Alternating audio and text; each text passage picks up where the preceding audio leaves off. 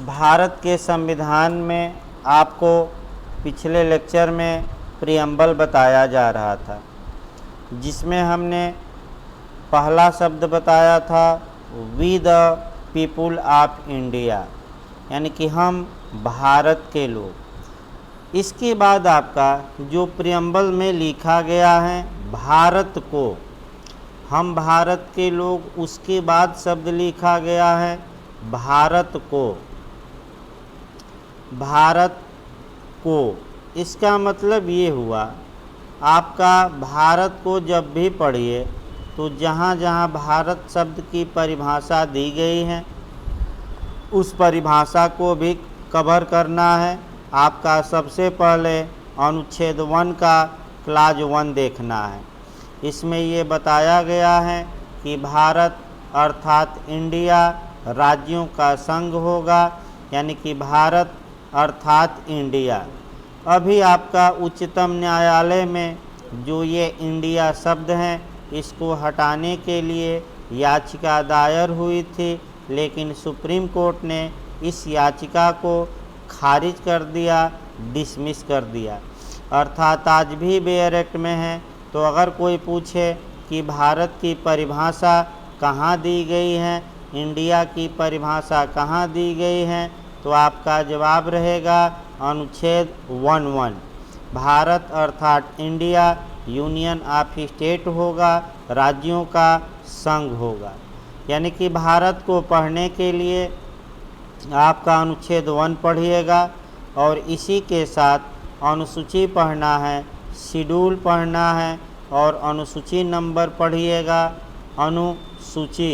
अनुसूची नंबर पढ़िएगा 1, यानी कि अनुच्छेद 1 में भारत की परिभाषा, भारत में कौन कौन से राज्य और संघ शासित प्रदेश हैं, इसका उल्लेख या इसकी सूची हमारे संविधान के शेड्यूल 1 में दी गई 1 में दी गई है। आइए भारत शब्द के बाद आपका देखा जाए। भारत के बाद आपका बताया गया है कि हम भारत के लोग भारत को एक संपूर्ण प्रभुत्व संपन्न, अगला शब्द है, क्रम से इसको याद रखिएगा, एक संपूर्ण प्रभुत्व संपन्न, यानी कि संपन्न। इसका मतलब ये हुआ एक संपूर्ण माने होल या पूर्ण, प्रभुत्व संपन्न यानी कि सावरेन। अब ये समस्या है कि संपूर्ण प्रभुत्व संपन्न का मतलब क्या हुआ। कभी काल ये इंटरव्यू में क्वेश्चन बनता है, तो आप जब भी कोई पूछे कि संपूर्ण प्रभुत्व संपन्न का मतलब क्या हुआ, तो आपका जवाब रहेगा एक ऐसा देश जो आंतरिक और बाह्य दबावों को इग्नोर करते हुए कार्य करता है। अर्थात भारत एक संपूर्ण प्रभुत्व संपन्न देश है। इसका मतलब ये हुआ कि भारत न तो किसी आंतरिक दबाव में काम करेगा और न ही बाह्य दबाव में। इसका मतलब ये हुआ कि भारत किसी विदेशी राज्य के दबाव में कोई कार्य नहीं करेगा। देखिए, आपका 2-3 यहाँ अपवाद देखने हैं। अगर हम वर्तमान समय में देखें तो तमाम अंतर्राष्ट्रीय संधियाँ हैं, इंटरनेशनल ट्रीटी हैं, या जिससे कि भारत बाध्य हैं उस अनुसार कार्य करने के लिए। तो 2-3 उदाहरण आपको देखा जाएगा।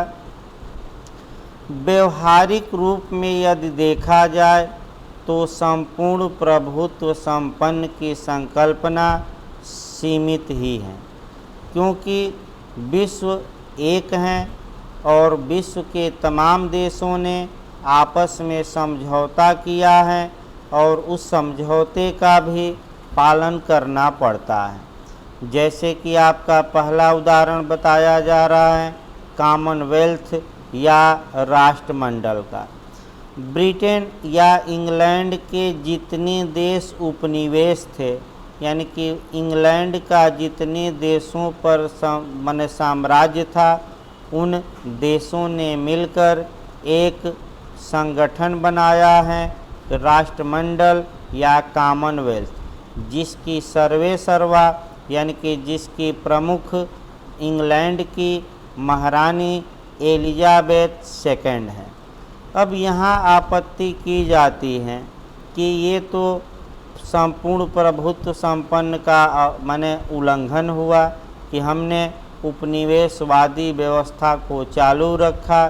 तो जब संविधान सभा में बहस हो रही थी तो पंडित जवाहरलाल नेहरू ने ये कहा था कि राष्ट्रमंडल की सदस्यता हम स्वेच्छा से ग्रहण कर रहे हैं और इस सदस्यता को हम जब चाहें तब स्वेच्छा से त्याग देंगे। दूसरा जो आपका देखना है कि अंतर्राष्ट्रीय लॉ यानी कि इंटरनेशनल लॉ, तमाम देश अंतर्राष्ट्रीय स्तर पर संधियां किए हैं।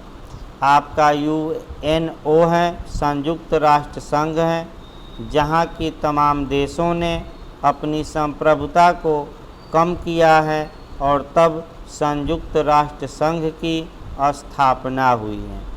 इसका मतलब ये हुआ लास्ट में कि वर्तमान में संपूर्ण प्रभुत्व संपन्न राष्ट्र मिलना मुश्किल है। व्यवहार में ठीक है, किताबों में लिखा गया है।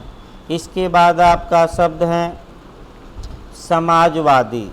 क्रम से याद रखिएगा, पहला प्रभुत्व संपन्न है, कई बार ये क्रम पूछा गया है। तो पहला आपका संपूर्ण प्रभुत्व संपन्न है और इसके बाद आपका लिखा गया है दूसरा शब्द समाजवादी।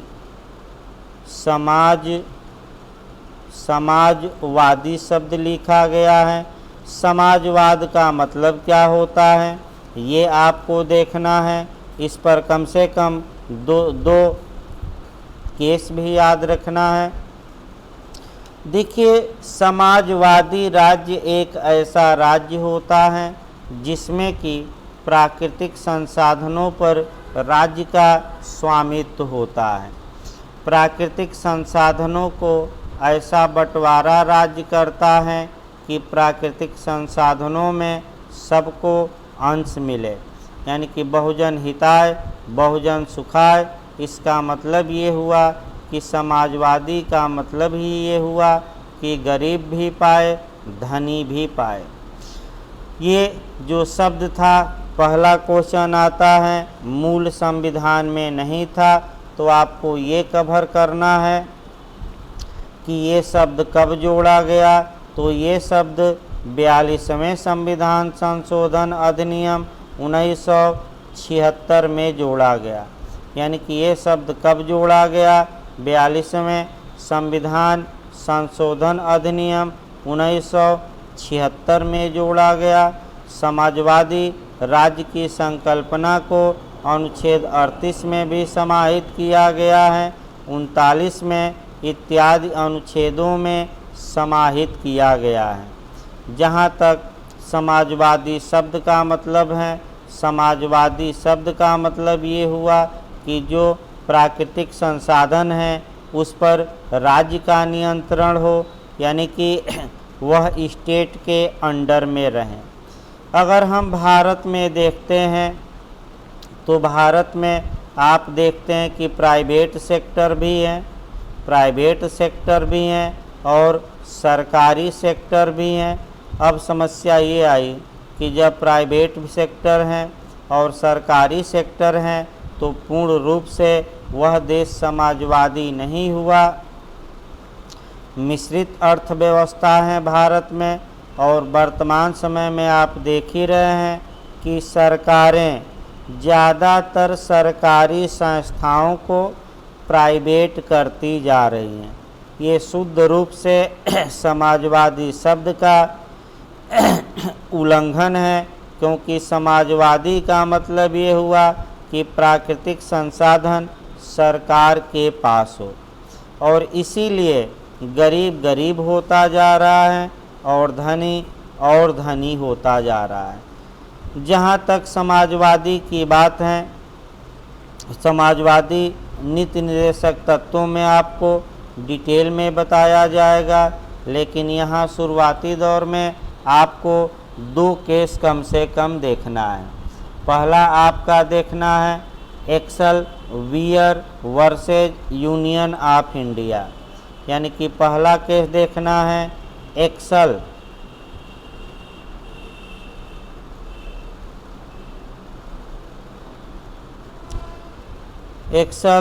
वेयर वर्सेज भारत संघ का केस देखना है।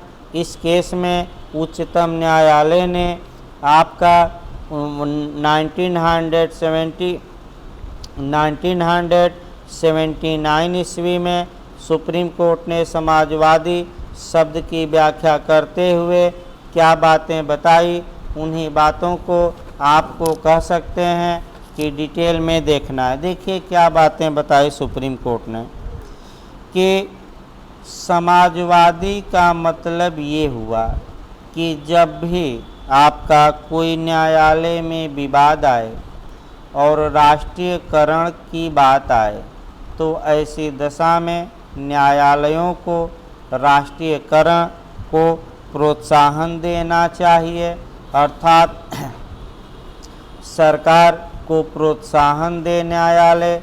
अर्थात इसका मतलब ये हुआ कि अगर प्राकृतिक संसाधनों पर राज्य आधिपत्य जमाता है तो न्यायालय समाजवादी शब्द का प्रयोग करते हुए उस सरकार के उस फैसले का सपोर्ट करे। दूसरा जो केस आया DS नकारा, ये भी काफ़ी महत्वपूर्ण है।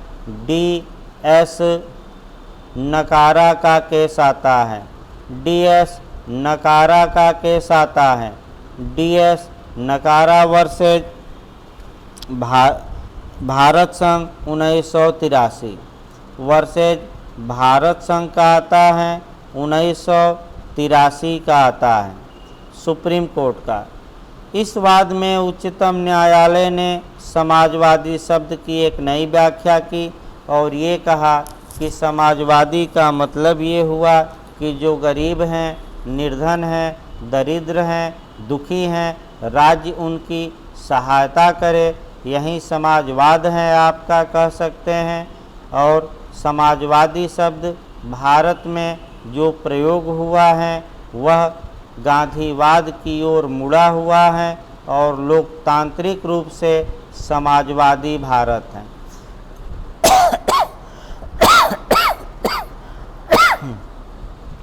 इसका मतलब ये हुआ कि भारत समाजवादी राज्य तो है लेकिन पूर्ण रूप से समाजवादी नहीं है, क्योंकि प्राइवेट सेक्टर भी यहाँ काम करते हैं।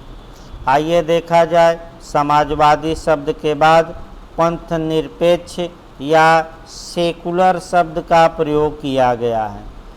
पंथ निरपेक्ष या सेकुलर, ये भी इंटरव्यू में खूब पूछा जाता है। याद रखिएगा, पहला क्रम से याद रखिएगा। पहला शब्द हुआ संपूर्ण प्रभुत्व संपन्न, दूसरा आपका समाजवादी और तीसरा शब्द आपका हुआ कह सकते हैं कि पंथ निरपेक्ष या सेकुलर। ये भी जो क्वेश्चन है पंथ निरपेक्ष या सेकुलर, पंथ निरपेक्ष, इसको अच्छे से जानिए। कई बार ये क्वेश्चन इंटरव्यू में भी बना है आपका। देखिए, पंथ निरपेक्ष राज्य होते क्या हैं ये पहले समझिए। पहले सामान्य बातें आपको बता दिया जाए। पंथ निरपेक्ष जो राज्य का अस्तित्व या जो पंथ निरपेक्षता की अवधारणा उत्पन्न होती है वह फ्रांस से होती हैं। ये क्वेश्चन आपका बन चुका है कि पंथ निरपेक्षता जो शब्द लिया गया है ये कहाँ से लिया गया है, तो आपका जवाब रहेगा फ्रांस से लिया गया है। इसकी उत्पत्ति फ्रांस में हुई। क्यों फ्रांस में हुई, पहले इतिहास जानना पड़ता है। देखिए फ्रांस में क्या हुआ। फ्रांस में ये हुआ कि धार्मिक आधार पर, यानी कि धर्म के आधार पर कह सकते हैं, काफ़ी दंगे हुए, बलवे हुए और हजारों लोग इस दंगे बलवे में खेत हुए, यानी कि खेत हुए का मतलब मारे गए। तत्पश्चात फ्रांस की सरकार ने अपने को सेकुलर घोषित किया, यानी कि राज्य धर्म का अभाव, यानी कि राज्य का कोई पंथ नहीं होगा, कोई धर्म नहीं होगा, यानी कि पंथ निरपेक्षता की अवधारणा फ्रांस से उत्पन्न होती है। ये पहला क्वेश्चन, फ्रांस में क्यों उत्पन्न हुई? तो धार्मिक दंगे हुए, उसके बाद फ्रांस के लोगों ने सोचा कि इसको रोकने का क्या उपाय है, तो आपका सेकुलरिज्म या पंथ निरपेक्षता ही उपाय है। अभी हम बताएंगे अर्थ पंथ निरपेक्ष। दूसरा जो महत्वपूर्ण बात यह है कि ये शब्द आपका, ये भी शब्द 1976 ईस्वी में संविधान में जोड़ा गया उद्देशिका में। 1976 ईस्वी में 42वें संविधान संशोधन द्वारा, याद रखिए 1976 में जोड़ा गया 42वें संविधान संशोधन अधिनियम द्वारा। तीसरा जो महत्वपूर्ण बात इसमें पूछी जाती है कि आपका जो महत्वपूर्ण बात तीसरी है, पंथ निरपेक्ष का शाब्दिक अर्थ क्या हुआ? देखिए, पंथ का मतलब ये होता है शाब्दिक अर्थ, पंथ का जो शाब्दिक अर्थ होता है,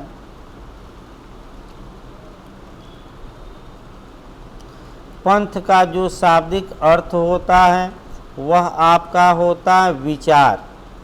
पंथ का शाब्दिक अर्थ होता है थाट, थाट यानी कि विचार।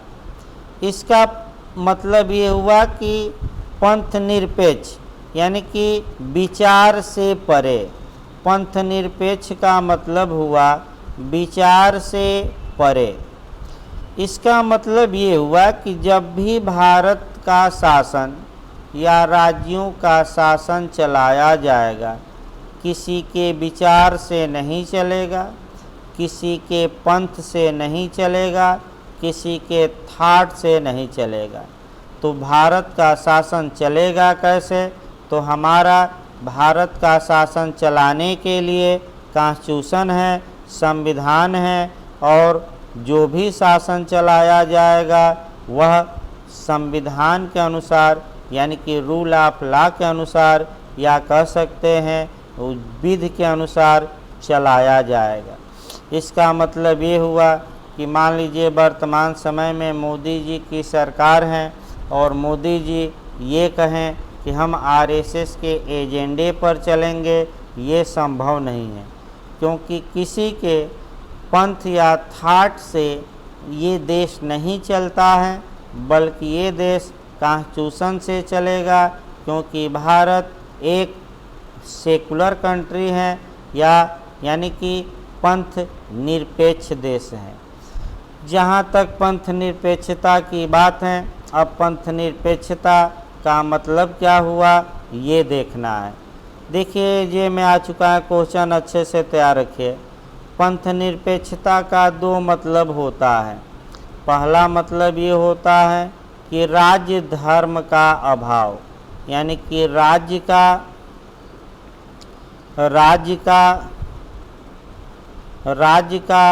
कोई धर्म नहीं होगा, राज्य का कोई धर्म नहीं होगा, राज्य का कोई धर्म नहीं होगा, अर्थात राज्य धर्म का अभाव। और दूसरा आपका है राज्य न तो किसी धर्म की बढ़ोतरी में काम करेगा, यानी कि राज्य न तो किसी धर्म को प्रश्रय देगा और न ही धर्म संबंधी बातों में हस्तक्षेप करेगा, यानी कि किसी के धर्म में राज्य धार्मिक बातों में न तो किसी विशेष धर्म को प्रश्रय देगा और न ही आपका हस्तक्षेप करेगा। देखिए, जो सेकुलर शब्द है ये भले मूल संविधान में न हो, लेकिन भारत एक कह सकते हैं कि सेकुलर कंट्री है, पंथ निरपेक्ष देश है। इस बात का उल्लेख तो पहले से ही हमारे संविधान में है। हमारे संविधान में अनुच्छेद 25 से लेकर 28 तक में धार्मिक स्वतंत्रताएं दी गई हैं, यानी कि 25 से लेकर 28 तक में धर्म संबंधी स्वतंत्रताएं दी गई हैं। तो पंथ निरपेक्ष शब्द तो यहीं समाहित ही था, लेकिन और क्लियर करने के लिए और स्पष्ट करने के लिए इसे उद्देशिका में ऐड किया गया, यानी कि उद्देशिका में इसे 1976 में जोड़ा गया, ताकि किसी भी व्यक्ति के मन में ये संदेह न रहे कि भारत एक पंथ निरपेक्ष देश नहीं है। अर्थात इसका मतलब ये हुआ, पंथ निरपेक्ष का एक लाइन अगर अपनी भाषा में, कि भारत में सभी धर्मावलंबी अपने प्रथाओं को मानेंगे, उनके अनुसार आचरण कर सकते हैं, अपने धर्म को मान सकते हैं, इसमें कोई रोक टोक नहीं है। और भारत का शासन जब भी चलाया जाएगा, किसी पंथ या विचार या धर्म के आधार पर न चलाकर आपका कह सकते हैं कि कॉन्स्टिट्यूशन या विधि के अनुसार चलाया जाएगा।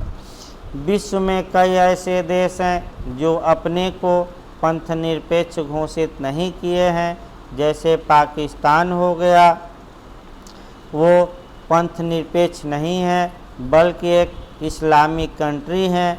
वहाँ जो कानून चलते हैं इस्लाम धर्म के अनुसार चलते हैं, शासन भी ज़्यादातर इस्लाम धर्म के अनुसार चलता है, और इस निंदा पर कड़ा कानून बनाया गया है।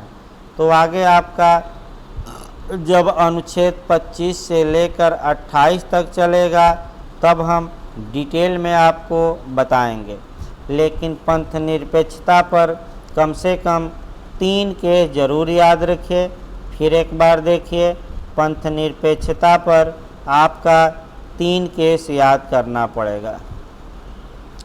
पहला केस है SR बम्बई बनाम भारत संघ।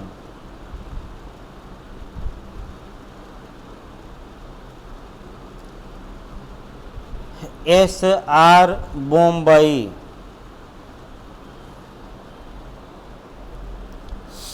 SR Bombay versus Union of India, यानी कि भारत संघ। जो पहला केस आपका है भारत संघ का केस है। SR बम्बई वर्सेज भारत संघ का 1994 का 1994 का केस है। आइए दूसरा केस आपका देखा जाए, संतोष कुमार वर्सेज सचिव मानव संसाधन विकास मंत्रालय। संतोष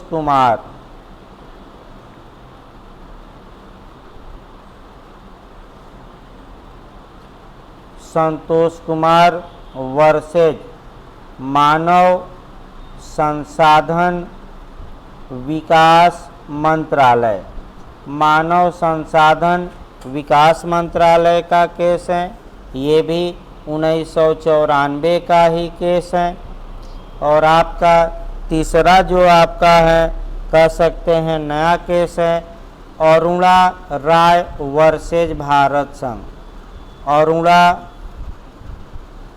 राय वर्सेज यूनियन ऑफ इंडिया, यानी कि भारत संघ।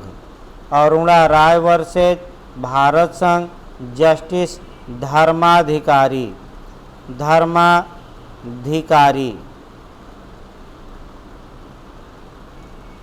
देखिए तीनों केस याद रखिएगा, यहाँ से क्वेश्चन आपका बनता है। SR बम्बई वर्सेज भारत संघ का वाद काफ़ी महत्वपूर्ण ये भी वाद है, इसको पहले समझिए। इस वाद में क्या हुआ था, देखिए 6 दिसंबर 1992 ईस्वी को आपका अयोध्या में कह सकते हैं कि बाबरी मस्जिद को कार सेवकों ने ध्वस्त कर दिया। तत्पश्चात केंद्र में कांग्रेस सरकार थी और कांग्रेस सरकार ने जितने भाजपा शासित राज्य थे सबकी सरकारों को बर्खास्त किया और राष्ट्रपति शासन अनुच्छेद 356 के तहत लगा दिया। इस राष्ट्रपति शासन को चैलेंज किया गया और यही केस आपका है SR बम्बई का। इस आधार पर सभी राज्य सरकारों को बर्खास्त किया गया कि ये सेकुलरिज्म का वायलेशन करती हैं, सभी सरकारें पंथ निरपेक्षता का उल्लंघन करती हैं। उच्चतम न्यायालय ने इस बर्खास्तगी को सही माना और ये बता दिया कि सेकुलरिज्म या पंथ निरपेक्षता संविधान का बेसिक स्ट्रक्चर है, आधारभूत ढांचा है और इसमें संविधान में संशोधन करके भी परिवर्तित नहीं किया जा सकता। दूसरा केस आता है संतोष कुमार वर्सेज मानव संसाधन विकास मंत्रालय का 1994 का। ये उपनाम भी पूछा जाता है, अच्छे से इसको तैयार रखिएगा। सरनेम यानी कि उपनाम, इसको भी अच्छे से तैयार रखिएगा। उपनाम पूछा जाता है कि उपनाम क्या है। इस कानून का जो उपनाम है वह आपका है संस्कृत शिक्षा मामला। याद रखिए, संस्कृत शिक्षा मामला, संस्कृत शिक्षा मामला यानी कि स्कूलों में संस्कृत पढ़ाने को लेकर आपका विवाद था। उच्चतम न्यायालय में ये विवाद गया।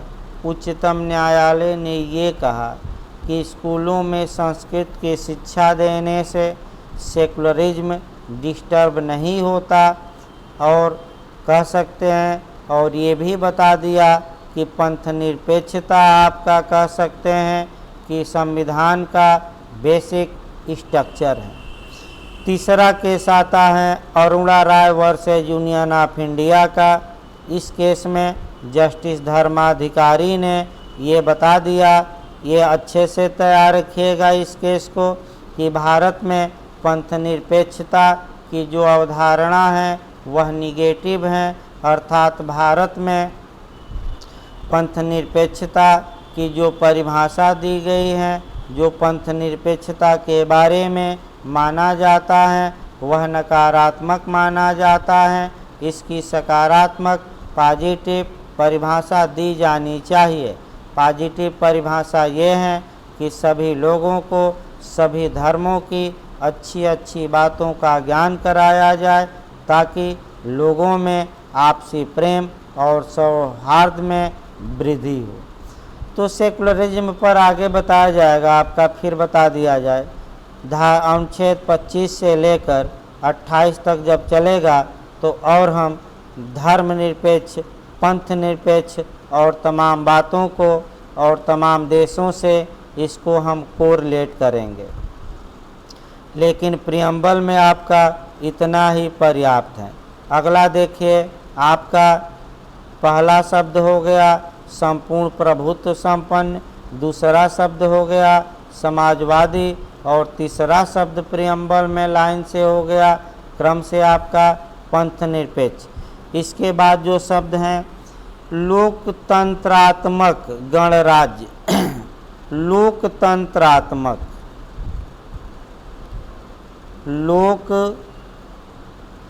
लोकतंत्रात्मक, लोकतंत्रात्मक यानी कि डेमोक्रेटिक कंट्री या लोकतांत्रिक देश।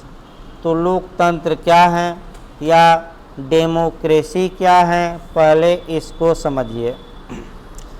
जहाँ तक लोकतंत्र या डेमोक्रेटिक की बात है, भारत एक लोकतांत्रिक देश है। विश्व का सबसे बड़ा लोकतांत्रिक देश, डेमोक्रेटिक जो कंट्री है वह भारत ही है। जनसंख्या की दृष्टि से, आपका जनसंख्या की दृष्टि से विश्व का सबसे बड़ा डेमोक्रेटिक कंट्री भारत ही है। अब ये आया कि लोकतंत्र का मतलब क्या हुआ। तो लोकतंत्र में जो सरकार चलाई जाती है, जो सरकार लोगों पर शासन करती है, वह अनुनय विनय और विचार करके करती है, अर्थात लोगों का विचार जानकर और लोगों पर शासन किया जाता है। हमारे मोदी जी भी लोगों का विचार जानने के लिए मन की बात करते हैं और उसके माध्यम से कुछ लोग अपनी प्रतिक्रिया देते हैं। तमाम संसाधन हैं विचार जानने के, सोशल मीडिया हैं, प्रिंट मीडिया हैं, इलेक्ट्रॉनिक मीडिया हैं, आपका कह सकते हैं कि इस समय आपका कह सकते हैं संसूचना मीडिया है। तमाम चीज़ों से जाना जाता है। लोकतंत्र में होता क्या है, तो लोकतंत्र की सबसे उत्तम परिभाषा आपका अमेरिकी राष्ट्रपति अब्राहम लिंकन ने दिया। यानी कि अमेरिका के राष्ट्रपति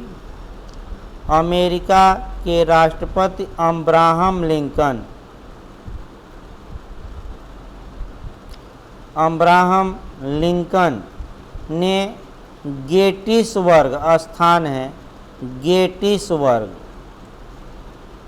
गेटिसबर्ग में भाषण दिया और इसी भाषण में उन्होंने लोकतंत्र शब्द को बताया कि लोकतंत्र के 3 मतलब हुए। देखिए, फिर एक शाब्दिक अर्थ बता दिया जाए। ये पहले ये जानिए, लोक का मतलब होता है पब्लिक, लोक का मतलब होता है पब्लिक यानी कि जनता, और तंत्र का मतलब होता है शासन।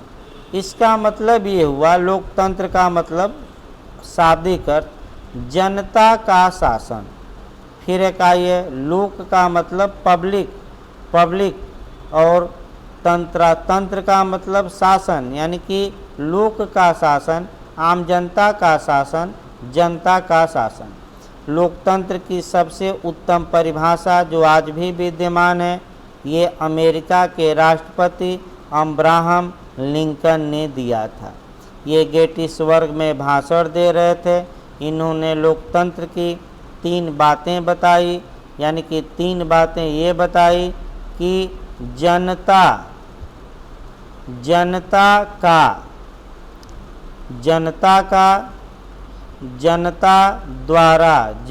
द्वारा और जनता के लिए शासन।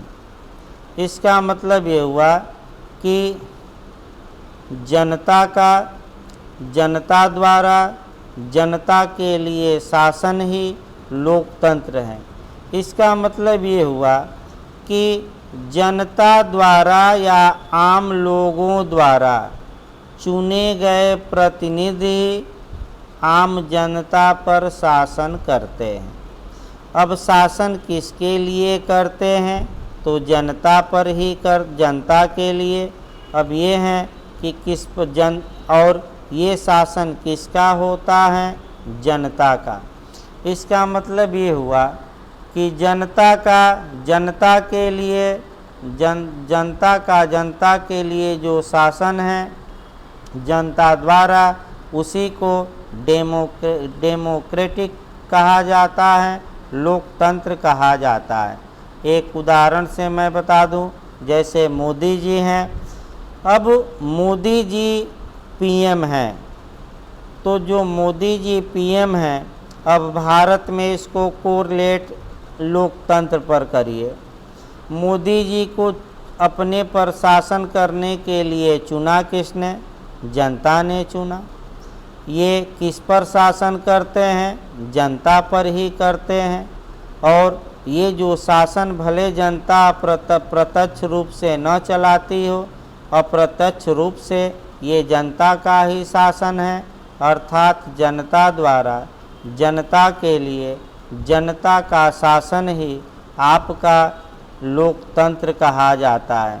लोकतंत्र में जनता सर्वे सर्वा होती है, जिसको चाहें अपना अपना शासन करने दें और जिसको चाहें बाहर का रास्ता दिखा सकती हैं। जनता को मौका मिलता है, रोज़ मौका नहीं मिलता।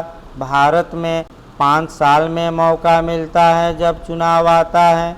जनता कौन शासन उस पर करेगी अपना मत प्रकट करती हैं और जनता ही ये डिसाइड करती है कि कौन पार्टी या कौन हम पर शासन करेगा। अगर शासक निरंकुश हो जाए, तानाशाह हो जाए, जनता की न सुने, तो जनता को भी 5 साल मौका है कि उसकी गद्दी को उखाड़ कर फेंक दे।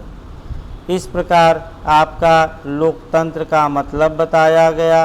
अब आगे बढ़ा जाए। लोकतंत्र के बाद जो है आपका गणराज्य, यानी कि लोकतंत्र शब्द के बाद जो बेयर एक्ट में शब्द दिया गया है रिपब्लिक, रिपब्लिक यानी कि गणराज्य, इसको भी अच्छे से देखना है। गणराज्य यानी कि गणराज्य। देखिए 2 प्रकार का शासन होता है, एक राजतंत्र और एक आपका राजतंत्रात्मक या राजतंत्र। एक राजतंत्र होता है और एक होता है गणतंत्र। रिपब्लिक। पहला क्वेश्चन आइए देखिए कहाँ से आईएएस में भी बना है। भारत में क्या है, राजतंत्र है कि गणतंत्र है? तो हमारा प्रियम्बल स्पष्ट रूप से भारत को एक रिपब्लिक कंट्री अर्थात गणतंत्रात्मक देश घोषित करता है। दूसरा क्वेश्चन बनता है कि राजतंत्र और गणतंत्र में अंतर क्या है, दोनों को बताइए। तो इसको भी अच्छे से समझिए। राजतंत्र उस देश को कहा जाएगा कि राजतंत्र लागू है जहाँ की जो देश का सर्वे सर्वा है, देश का प्रमुख है, देश का हेड है, आपका कह सकते हैं, वो कह सकते हैं कि एक वंश या एक विशिष्ट परिवार का ही व्यक्ति होगा। यानी कि जब ये हो कि किसी वंश या विशिष्ट परिवार का ही व्यक्ति देश का हेड होगा तो उसको हम कहते हैं कि उस देश में राजतंत्र है। और जब ये हो कि देश का कोई भी नागरिक सर्वोच्च पद पर आसीन होने की योग्यता रखता हो, आसीन हो सकता है, तब ऐसी दशा में आपका उस देश को हम रिपब्लिक या गणतंत्र कहेंगे। आइए इंग्लैंड और भारत की तुलना करके आईएएस में क्वेश्चन बना है, अच्छे से याद रखिए। भारत एक गणतंत्रात्मक देश भी है और लोकतंत्रात्मक भी। अभी हम इसको बताएंगे। लोकतंत्र हमने बताया, अभी हम भारत में गणतंत्र बताएंगे उदाहरण देकर। लेकिन इस ऑप्शन को अच्छे से तैयार रखिए। भारत एक गणतांत्रिक देश है और लोकतांत्रिक भी। लेकिन अगर यही क्वेश्चन इंग्लैंड का आपका पूछ ले तो इंग्लैंड में आपका लोकतंत्र तो है लेकिन गणतंत्र नहीं है, वहाँ राजतंत्र है।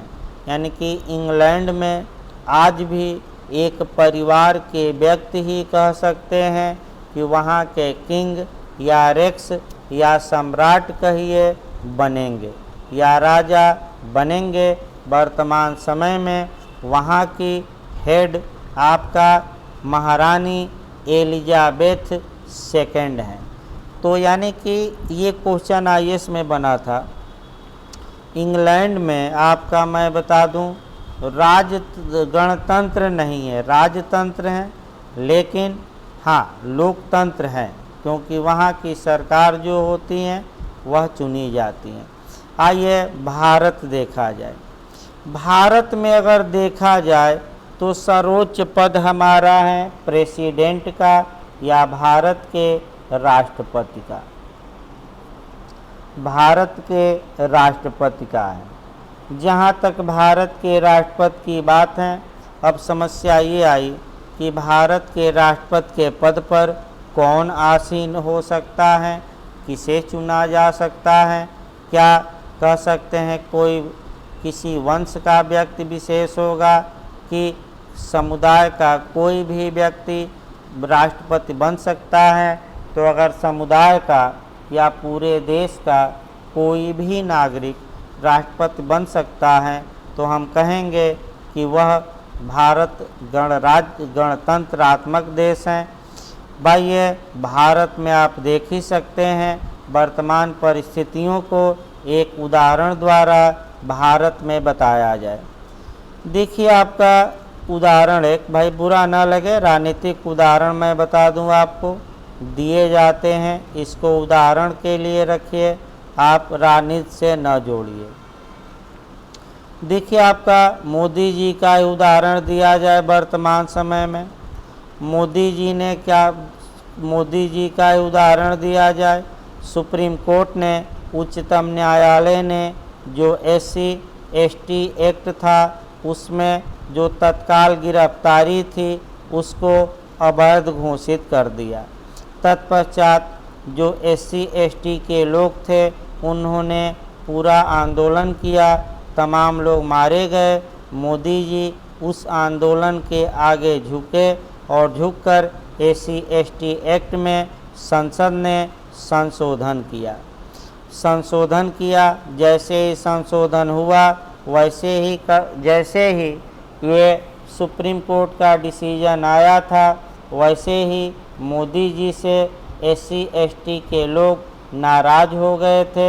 अब मोदी जी ने यहीं ट्रम्प कार्ड खेला। ट्रम्प कार्ड यानी कि तुरूप का पत्ता कहा जाता है।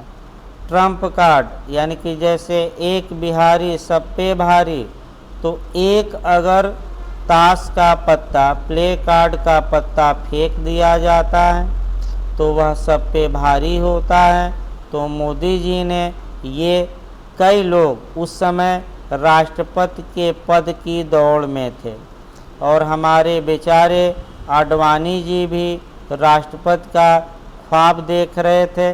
सबको लग रहा था कि आडवाणी जी PM नहीं बने, कम से कम राष्ट्रपति बन जाएंगे, लेकिन मोदी जी ने ट्रम्प कार्ड खेला और एक दलित समुदाय के व्यक्ति को आपका तुरंत कह सकते हैं कि राष्ट्रपति बना दिया।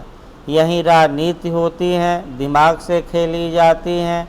राजनीति में कौन मोहरा कब चलना है ये सबसे अच्छे जानकार इस समय कह सकते हैं अमित शाह और मोदी जी हैं।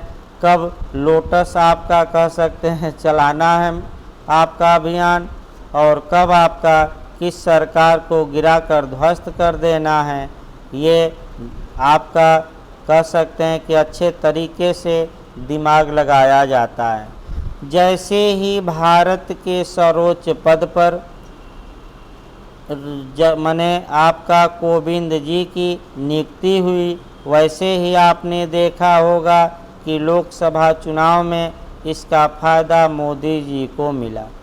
इसका मतलब हम ये बता रहे थे कि आपका गणतंत्र का मतलब ये हुआ कि भारत का कोई भी व्यक्ति किसी भी पद पर आसीन होने, यहाँ तक कि जो सर्वोच्च पद हैं हमारा प्रेसिडेंट का, उस पर भी आसीन होने की योग्यता रखता है। जाति, धर्म, लिंग, समुदाय, बिरादरी ये सब बीच में बाधा नहीं डालेगी। इसी को कहा जाता है रिपब्लिक। अब भारत कब रिपब्लिक देश बना, कब गणतंत्र देश बना, तो आप लोग भी मनाते हैं, गणतंत्र दिवस मनाते हैं। यानी कि हमने अपना हेड कब बना लिया, तो भारत मनाया जाता है गणतंत्र दिवस, और वह 26 जनवरी 1950, यानी कि 26 जनवरी 1950 को भारत डेमोक्रेटिक कंट्री बन गया, ये रिपब्लिक कंट्री बन गया, यानी कि गणतंत्र बन गया। और हमने इस तारीख से महारानी का या इंग्लैंड का चोला उठाकर फेंक दिया। आइए इसके बाद आपका है बनाने के लिए, माने भारत को ये सब बनाने के लिए, क्रम से शब्द जरूर याद रखिएगा, तथा उसके समस्त नागरिकों को, तथा उसके समस्त नागरिकों को, यानी कि उसके समस्त नागरिकों का मतलब ये हुआ कि भारत के समस्त नागरिकों को। अब देखिए शब्द क्या लिखा है, आप तीनों शब्दों को IAS में पिछली बार ये क्वेश्चन क्रम से बना था, आप अच्छे से तैयार रखिए। सामाजिक, आर्थिक और राजनैतिक न्याय, सामाजिक, आर्थिक और राजनैतिक न्याय, राजनैतिक। अब ये पहला क्वेश्चन बनता है कि भारतीय संविधान की उद्देशिका में कितने प्रकार के जस्टिस या न्याय की बात की गई है। तो पहला क्वेश्चन मारिएगा 3, सोशल, इकोनॉमिक, पॉलिटिकल, सामाजिक, आर्थिक, राजनैतिक। फिर पूछा IAS में इस बार पूछा गया था GS में, सही क्रम कौन है, न्याय का सही क्रम सामाजिक, दूसरा आर्थिक, तीसरा राजनैतिक, उपर्युक्त सभी। या ये दे देता है 4 ऑप्शन देगा, और 4 ऑप्शन में आपका घुमावदार देगा, कभी पहले पर ये रख देगा, कभी पहले पावदान पर ये। तो क्रम से याद रखिए, पहला सामाजिक न्याय है, दूसरा आर्थिक न्याय, तीसरा राजनैतिक। ये जस्टिस आगे बताया जाएगा, जस्टिस क्या होता है। पहले सामाजिक न्याय समझिए। सामाजिक न्याय का मतलब ये हुआ कि समाज में चाहे बड़ा हो छोटा हो, किसी जात का हो, किसी धर्म का हो, सबको समान भाव से देखा जाए, यानी कि समानता का व्यवहार किया जाए, या समान भाव से देखा जाए, ऊंच नीच की कोई भावना न रहे, समाज में सबको गरिमापूर्ण जीवन जीने का हक मिले।